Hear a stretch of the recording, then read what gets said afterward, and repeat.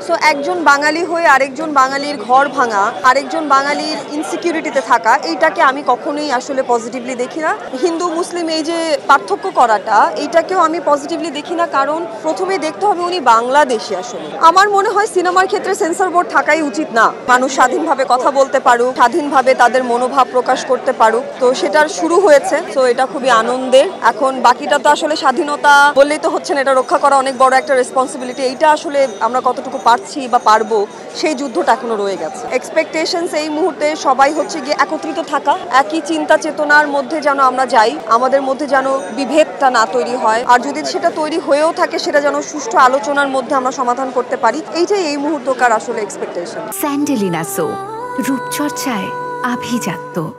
আমি কষ্ট পেয়েছি, আমি এটা কখনোই সমর্থন করি না, কিন্তু আবার এটাকে আমি পজিটিভলিও দেখতে চাই এই সেন্সে যে দেখুন, এত বড় একটা জেনোসাইডের পরে এই যে সরকারের চলে যাওয়া, নতুন সরকার গঠন, এটা কিন্তু পৃথিবীর ইতিহাসে একই রকমই। যখনই ধরেন একটা দেশ গড়ে ওঠে বা একটা স্বাধীনতার জায়গা তৈরি হয়, মাঝখানে কিছু মধ্যবর্তী সুবিধাপন্থী লোকজন হচ্ছে কি লুটপাট করবেই, এটা ইতিহাসে সবসময় হয়ে আসছে। সো এটাকে আমি যে খুব অবাক হয়েছি তা না, কষ্ট পেয়েছি। এটা যদি আমরা রক্ষা করতে পারতাম আমাদের ভালো লাগতো, কিন্তু আমরা সেটা পারিনি। কিন্তু আমি মনে করি ভাঙা মানে অপোজিটে গড়াও হবে। সো যেহেতু ভেঙেছে, আমি মনে করি সবাই একত্রিতভাবে যদি সেটাকে আমরা গড়ার চেষ্টা করি, তাহলে আরো সুন্দর করে আমরা গড়তে পারবো। সো এটাকে আমি পজিটিভলি দেখতে চাই, কিন্তু আমি কষ্ট পেয়েছি। শিল্পী হিসেবে না, একজন মানুষ হিসেবে এটা অ্যাকসেপ্টেড না। হিন্দু মুসলিম এই যে পার্থক্য করাটা, এইটাকেও আমি পজিটিভলি দেখি না, কারণ প্রথমে দেখতে হবে উনি বাংলাদেশি। আসলে ওনার জন্মসূত্রে উনি আসলে এই দেশের নাগরিক, তারপরে তার ধর্ম কি সেটা পরের হিসাব। সো একজন বাঙালি হয়ে আরেকজন বাঙালির ঘর ভাঙা, আরেকজন বাঙালির ইনসিকিউরিটিতে থাকা, এইটাকে আমি কখনোই আসলে পজিটিভলি দেখি না,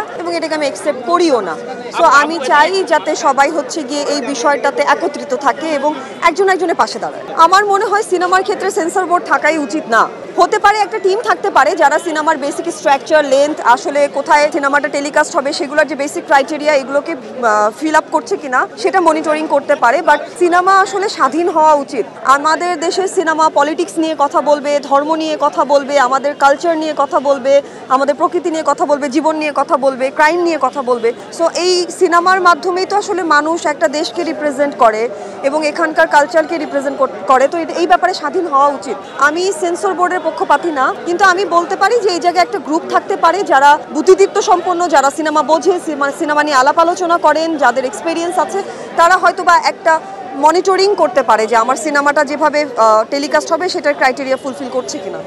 এইটা তো সমস্ত শিল্পীর চেতনার ব্যাপার, এটা আমি ইন্ডিভিজুয়ালি বলতে পারবো না। আর আর্টিস্টরা তো নিউট্রাল থাকে, আর্টিস্টরা যে কোনো কন্টেন্টে কাজ করার জন্য নিজেদেরকে প্রস্তুত করে। এইটা শুধুমাত্র কিন্তু আর্টিস্টের উপরে না, একটা প্ল্যাটফর্মকে চাইতে হবে, একজন ডিরেক্টরকে এরকম কন্টেন্ট বানাতে হবে, এবং ধরেন একটা চ্যানেলকে সেটাকে টেলিকাস্ট করতে হবে। শুধু আর্টিস্টরা অ্যাক্টিং করার জন্য ধরেন রং মেখে সংসদে বসে থাকবে না। সো এটা পুরো টিমের ব্যাপার। ওনারা যদি এরকম কন্টেন্ট বানায়, অবশ্যই আর্টিস্টরা এরকম কাজ করবে, কেন করবে না? আমাদের দেশে ধরেন এত ওপেন ছিল না, তারপরও তো অনেক রকমের পলিটিক্যাল কন্টেন্ট বানানো হয়েছে, ডার্ক কন্টেন্ট বানানো হয়েছে। সো তখন সম্ভব হলে এখন তো আরো সম্ভব হবে, এবং আর্টিস্টরা কাজ করবে।